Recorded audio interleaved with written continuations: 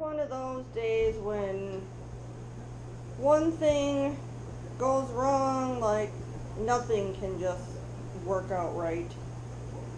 So this is my brand new 180 gallon tank, and I had gotten this metal tank that's a 125 on there, and this tank has been sitting outside. So I cleaned it up and I moved my Ryukins in there. So there's 5 baby Ryukins that I found when I was cleaning out the stock tank tubs. My 2 rescue Ryukins from Miranda, and then my 3 pet store ones, which my 3 pet store ones will actually be going in my 230 that I moved back here. So first, I love my honey. He recruited some of his friends to lift this big heavy ass tank and base in here, and they put it backwards, so the cupboards and decorative parts are on the inside back part and the ugly front is on here. And he just looked at me when I said, "Is there a chance we could switch it around?" So I'll just deal with that. I'll get some wainscoting or something to cover that side.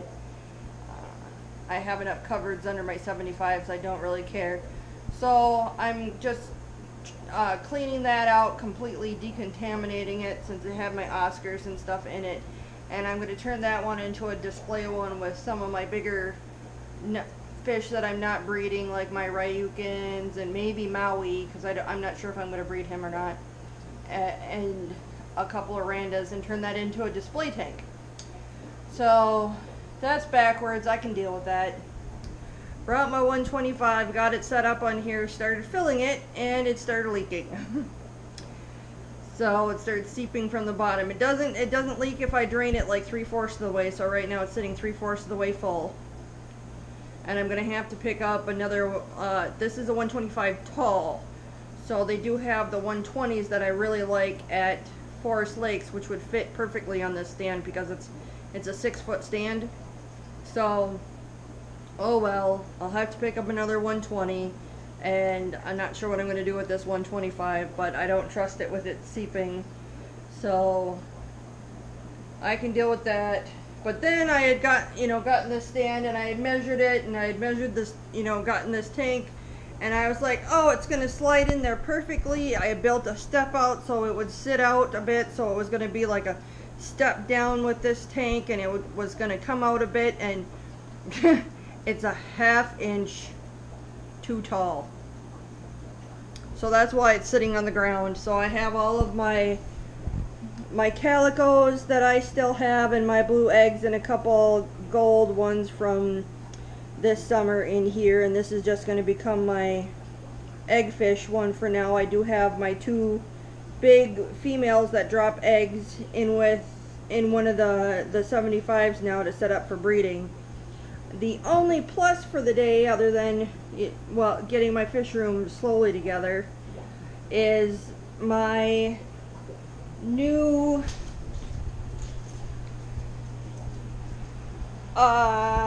metallic female dropped eggs. But on the plus side is, as can happen with females, she's gotten really floaty since she dropped eggs. So at least she's a confirmed female like I wanted her to be, so I could breed her with this one. And usually you give them time to de-stress from that, because spawning is stressful, and they'll recover. But yeah, I didn't keep any of the eggs. I'm not set up to. My whole fish room is on quarantine. I did pick off some lice now on these other ones that I have on separate quarantine from Mike. And I am treating the one Miranda for hole in the head. So these guys, these 2, this guy was very aggressively chasing the Kieran. He was in with her earlier today before I said, screw it, I'm treating everybody for externals and just making sure everybody's clean. So every tank is getting treated. So he was aggressively chasing her, and he's been chasing and bumping these guys. So I'm hoping this one is in fact a male, which would be awesome, in with 2 females. See how that cross turns out. Really excited for that when I'm ready, because I'm not ready right now. So yeah, I'm still getting the fish room together. But that's basically how the tanks are going to be set up. The 230, the 75, these two were supposed to be one on top of each other. Not sure what I'm going to do about that. So,